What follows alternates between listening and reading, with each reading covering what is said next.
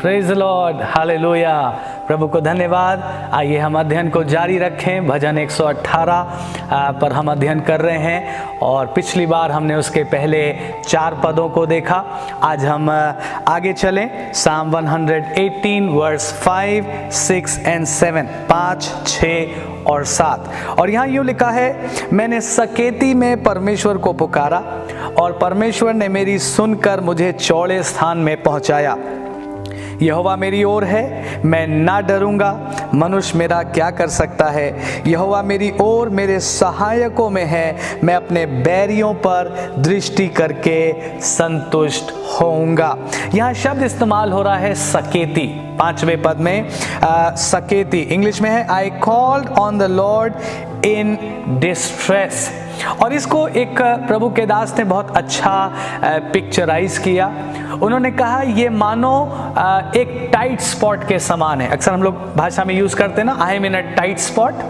और tight spot वो है जब परिस्थितियों ने या लोगों ने हमको दबाते दबाते बिल्कुल मानो कोने में ले जाकर खड़ा कर दिया। राइट, हम बिल्कुल हार्ड प्रेस्ड हैं, परिस्थितियों ने हमको दबा दिया है और बिल्कुल कोने में हम खड़े हुए हैं। And there is no more place to move. फिर हम एक कदम भी ना इधर ले पा रहे हैं ना उधर ले पा रहे हैं। Tight spot, distress. मैं बहुत सकेती में हूँ, बहुत थोड़ी सी जगह में मैं खड़ा हूँ और मेरे लिए एक स्टेप भी इधर या उधर लेना मुश्किल है। लेकिन ये भजन क्या कह रहा है? कह रहा है मैं सकेती में जरूर हूँ, लेकिन मैं अपने परमेश्वर को पुकार रहा हूँ। I call upon the lord in distress. प्रभु के लोगों, जब मैं और आप सकेती में जाएं, जब मैं और आप कभी ऐसी कठिन परिस्थिति में जाएं, हमें याद रखना है हमारे पास अभी भी प्रभु है। आमीन। इस व्यक्ति के पास, इस भजनकार के पास सकेती है, उसके पास कुछ और बचा नहीं है, लेकिन उसको एक बात याद है, अभी भी प्रार्थना उसके पास है, प्रार्थना का ग्रेस उसके पास है। प्रार्थना करके वो अपनी इस सकेती में भी परमेश्वर की सामर्थ का अनुभव कर सकता है। और फिर देखिए क्या कहता है, मैंने सकेती में परमेश्वर को पुकारा और उसने मेरी सुन ली, उसने मेरी सुनकर मुझे चौड़े स्थान में पहुंचा दिया। What else do we need? एक डिस्ट्रेस के टाइम में कि जब मैं और आप उसमें अपने परमेश्वर को पुकारें तो वो हमारी सुन ले। आमीन। और हमारा परमेश्वर जरूर हमारी सुनता है। मैं आपको याद दिलाऊं, जब अब्राहम और सारा की दासी हाजिरा भागी जा रही थी अपनी स्वामिनी के घर को छोड़कर और वो रेगिस्तान में पहुंच गई, डेजर्ट में पहुंच गई, और आपको याद है उसका बेटा मरने पर था और तभी लिखा है वो अपने बेटे को दूर छोड़कर और अलग जाकर बैठकर रोने लगी और उसे लगा अब कुछ और नहीं हो सकता। That is what tight spot is. लेकिन उस परिस्थिति में भी परमेश्वर ने उसकी प्रार्थना को सुन लिया। और हाजिरा ने परमेश्वर के लिए क्या कहा? उसने कहा, ओ मेरा परमेश्वर अता एल रोई परमेश्वर है, अर्थात वो मुझे देखने वाला परमेश्वर है। सो टाइट स्पॉट में हम क्या करें? When nothing else is left, prayer is there. प्रार्थना है, सुनने वाला परमेश्वर है। और अगर हम टाइट स्पॉट में परमेश्वर को पुकारेंगे तो वो हमारी सुनकर हमें चौड़े स्थान में पहुंचा देगा। आमीन। दूसरी बात जो मैं कहना चाहता हूं आपसे, ये भजनकार परमेश्वर को तब भी पुकारता था जब ये टाइट स्पॉट में नहीं था, जब ये सकेती में नहीं था, ये तब भी परमेश्वर को पुकारता था। इसलिए जब ये टाइट स्पॉट में आया तो इसका नेचुरल अफेक्ट ये था, उसका नेचुरल रिस्पॉन्स ये था कि वो टाइट स्पॉट में भी परमेश्वर को पुकारा। मैं कहना क्या चाह रहा हूं, हम परमेश्वर को सिर्फ तभी नहीं पुकारें जब हम टाइट स्पॉट में पहुंचे, हम सिर्फ तभी नहीं पुकारे जब हम दुख या सकेती में पहुंचे, हम अपने जीवन भर अपने परमेश्वर से प्रार्थना करें। आमीन। अगर सकेती नहीं है, अगर कष्ट नहीं है, अगर डिफिकल्ट टाइम नहीं है, फिर भी आप परमेश्वर को पुकारेंगे तो जब कभी गॉड फॉरबिड अगर सकेती आएगी भी तो भी आपको पता है मैं इस समय में अपने परमेश्वर को पुकार सकता हूं, पुकार सकती हूं, और मुझे मालूम है मेरा परमेश्वर मेरी पुकार को जरूर सुन लेगा। एक प्रभु के दास ने यूं कहा, prayer can be bitter in offering but sweet in answering. Prayer can be bitter in offering but sweet in answering. हो सकता है आप सकेती में आंसुओं की दुआ कर रहे हैं, हो सकता है दुख में आप पुकार रहे हैं और आप कह रहे हैं प्रभु कोई मददगार नहीं है, गॉड मैं क्या करूं। हो सकता है prayer is bitter in offering, आंसुओं के साथ है, दुख के साथ है, तकलीफ के साथ है, कभी कभी शब्द भी नहीं निकलते, सिर्फ होंठ हिलते हैं, कभी कभी आहों के साथ है। लेकिन सुनिए, it can be bitter in offering but sweet in answering. जब परमेश्वर उत्तर देगा आपकी सकेती नहीं रहेगी, आपकी सकेती चौड़ा स्थान बन जाएगा। लोगों ने आपको दबाकर एक कॉर्नर में खड़ा कर दिया है, परमेश्वर आपको वहां से निकालकर एक चट्टान पर खड़ा कर देगा। हालेलुया। यही तो हम सीख रहे हैं कि हम तब भी परमेश्वर को पुकारते रहें जब सकेती नहीं है। तो अगर कभी सकेती आएगी भी तो उस समय भी हमारा परमेश्वर हमारी पुकार और प्रार्थना को जरूर सुन लेगा। आगे चले,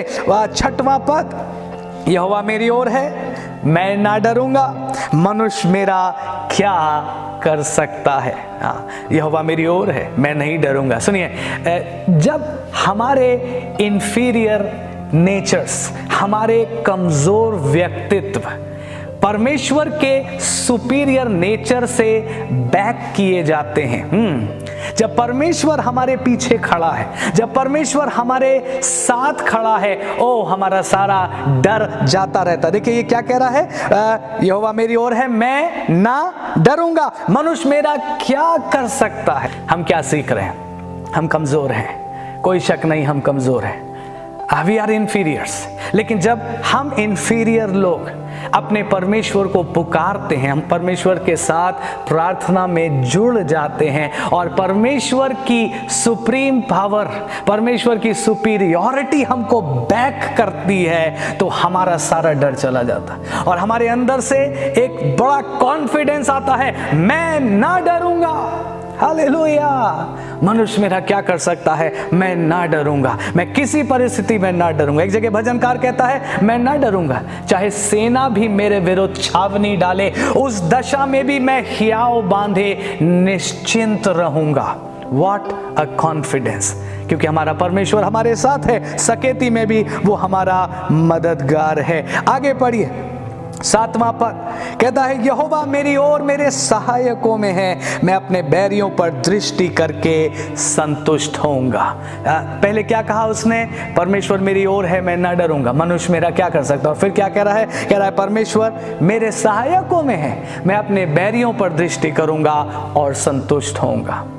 आपको याद है दाऊद के अनेकों बैरी थे, ना केवल गोलियत उसका बैरी था, ना केवल पलिश्ती लोग उसके बैरी थे, लेकिन उसका अपना राजा उसका बैरी था। उसके अपने लोग उसके विरोध में उठ खड़े हुए। आगे चलकर आप पढ़ते हैं उसका अपना बेटा अबशालोम उसकी जान लेना चाहता था, उसके विरोध में उठ खड़ा हुआ। दाऊद के अनेकों बैरी थे, लेकिन दाऊद ने उस बात को अपने जीवन में अनुभव किया। उसने कहा यहोवा मेरे सहायकों में है और इसलिए मैं ना डरूंगा, बल्कि मैं अपने बैरियों पर दृष्टि करके संतुष्ट होऊंगा। ना प्लीज मेरे साथ इसको समझे इससे पहले कि हम क्लोज करें।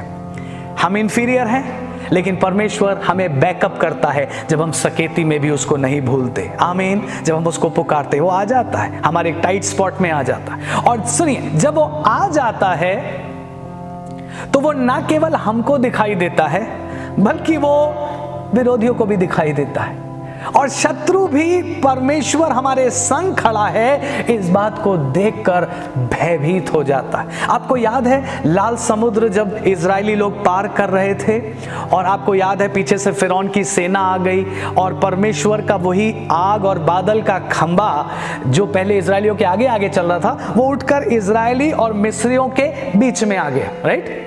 और फिर परमेश्वर ने मूसा से कहा तू अपना हाथ बढ़ा। आपको पूरी घटना मालूम है, लाल समुद्र 2 भाग हो गया। लेकिन एक पद वहां बहुत बहुत ध्यान देने वाला है, निर्गमन 14, एक्सोडस 14 और मैं पढ़ रहा हूं 24। और रात के अंतिम पहर में यहोवा ने बादल और आग के खंबे में से मिस्रियों की सेना पर दृष्टि करके उन्हें घबरा दिया। हालेलुया।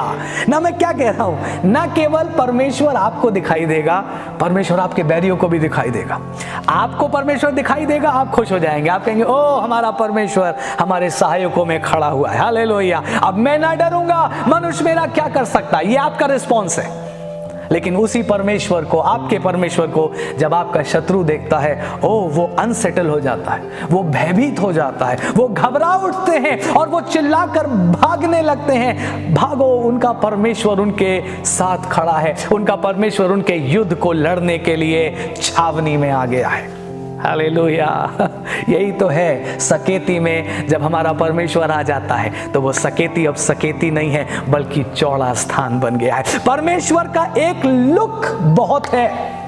आपने सुना, परमेश्वर की एक दृष्टि बहुत है। सिर्फ परमेश्वर ने एक लुक दिया मिस्रियों को और मिस्री भयभीत हो गए और वहां से भागने लगे, लेकिन वो कुछ भी कर नहीं सके बल्कि वो नष्ट हो गए। प्रभु के लोगों, जस्ट एक लुक, एक लुक। मैं आपसे कहना चाह रहा हूं, आप परमेश्वर को सकेती में पुकारना सीखिए। परमेश्वर आएगा और जब परमेश्वर आएगा उसका एक लुक शत्रु को अनसेटल कर देगा और शत्रु आपको छोड़ करके भाग जाएगा। एक और पद मैं पढ़ रहा हूं, थिस्सलुनीकियों की पुस्तक 2 थेस्सलुनियंस और उसका 2 अध्याय और उसका 8वां पद। 2 थिस्सलुनीकियों 2 अध्याय 8वां पद। तब वो अधर्मी प्रकट होगा जिसे प्रभु यीशु अपने मुंह की फूंक से मार डालेगा और अपने आगमन के तेज से भस्म करेगा। ओ, मुझे इतना सुंदर लगता है ये पद। हमको कई बार लगता है कि यीशु मसीह आएगा और फिर शैतान भी अपनी सेना लाएगा और बहुत समय तक युद्ध चलता रहेगा और फिर फाइनली यीशु मसीह जीत जाएगा। हम गलत सोचते हैं। युद्ध जरूर होगा, आर्मगेदोन का युद्ध जरूर होगा, लेकिन यीशु मसीह को उस युद्ध में बहुत लंबी लड़ाई करने की जरूरत नहीं है। आप अपनी बाइबल में देखिएगा 2 थेस्सलुनियंस चैप्टर 2 वर्स 8। मैं फिर से पढ़ रहा हूं, प्रभु यीशु अपने मुंह की फूंक से उसको मार डालेगा और अपने आगमन के तेज से उसको भस्म कर देगा। हालेलुया। वापस से भजन 118 7वां पद, यहोवा मेरे सहायकों में है, मैं अपने बैरियों पर दृष्टि करके संतुष्ट होऊंगा। परमेश्वर का एक लुक बैरी पर पड़ेगा और बैरी नष्ट हो जाएगा। साम 62 में लिखा है, यहोवा उठे और शत्रु तितर बितर हो जाएं। जैसे मोम आग की आंच से पिघल जाता है, वैसे ही बैरी परमेश्वर की उपस्थिति में नष्ट हो जाएंगे। लेकिन लिखा है, धर्मी प्रफुल्लित होंगे और आनंदित होंगे। आमीन। आपको डरने की जरूरत नहीं है, केवल एक बात करने की जरूरत है, सकेती में भी परमेश्वर को पुकारिए, टाइट स्पॉट में भी अपने परमेश्वर के सामने अपने हाथों को उठाइए। मैं फिर से कह रहा हूं उस प्रभु के दास की बात, your prayer can be bitter in offering but sweet in answering. दुख के साथ भी कोई बात नहीं, दुआ करिए। आंसू के साथ भी कोई बात नहीं, दुआ करिए। लेकिन जब परमेश्वर उत्तर देगा, टाइट स्पॉट नहीं रहेगा, चौड़ा स्थान बन जाएगा। Oh hallelujah. और परमेश्वर की उपस्थिति के तेज से एक लुक शत्रु के लिए भारी पड़ जाएगा, बहुत कुछ हो जाएगा। और फिर क्या लिखा है? लिखा है, मैं अपने शत्रुओं पर, अपने बैरियों पर दृष्टि करके संतुष्ट होऊंगा। ना इसमें 2 बातें हमें सीखने की जरूरत है। या तो हमारा एडवर्सरी बदल जाएगा या रुइन हो जाएगा। परमेश्वर हर किसी को मौका देता है, राइट? परमेश्वर शत्रु को भी मौका देता है कि अगर वो अपनी गलती को मान ले कि उसने परमेश्वर के लोगों का विरोध किया है, उसने परमेश्वर का विरोध किया है और वो परमेश्वर के सामने दीन हो जाए, तो परमेश्वर उसे भी उद्धार देने के लिए तैयार है, राइट? आपको याद है शाऊल, जब उसने पश्चाताप कर लिया दमिश्क के रास्ते पर, यीशु मसीह ने उसको क्षमा कर दिया, जबकि उसने कितना ज्यादा कलीसिया का विरोध किया था। इससे पहले मैं क्लोज करूं, मैं इस चीज को सही नोट पर खत्म करना चाहता हूं। हम ये नहीं चाहते कि हमारे बैरी नष्ट हो जाए, हम ये नहीं चाहते कि उनका बुरा हो जाए, बल्कि हमारे प्रभु ने तो हमको सिखाया, अपने सताने वालों के लिए प्रार्थना करो। जो तुम्हारा विरोध करते हैं तुम उनका विरोध मत करो, बल्कि तुम उनके लिए दुआ करो। प्रभु के लोगों, परमेश्वर एक लुक शत्रु को देता है पहले एक मौका देता है कि शत्रु रिपेंट कर ले। अगर शत्रु अपनी गलती को मानकर प्रभु के सामने दीन हो जाएगा, प्रभु उसे भी अपने परिवार में ग्रहण कर लेगा, अपने राज्य में ग्रहण कर लेगा। लेकिन अगर विरोधी उसके बावजूद भी हठ में बना रहे, जैसे फिरौन राजा ने किया था, तो परमेश्वर फिर न्याय भी करता है और परमेश्वर दंड भी देता है। सो आप अपनी सकेती में परमेश्वर को पुकारते रहिए। आपकी सकेती बहुत जल्दी चौड़ा स्थान बन जाएगा। परमेश्वर का एक लुक आपकी सारी परिस्थिति और एडवर्सरी को अपरूट कर देगा और आप आज़ाद होकर कहेंगे, खुश होकर कहेंगे, यहोवा का धन्यवाद हो, उसने मेरे शत्रु से मुझे छुड़ा लिया। अब मैं ना डरूंगा, मनुष्य मेरा क्या कर सकता है। प्रभु आपको ताकत दे, हर परिस्थिति में परमेश्वर आपकी मदद अगुवाई करे। ये वचन आपको याद रहें, आप इन वचन को दोहराते रहें और परमेश्वर आपको प्रार्थना के जीवन में और बलवंत करता जाए। प्रभु आपके साथ हो।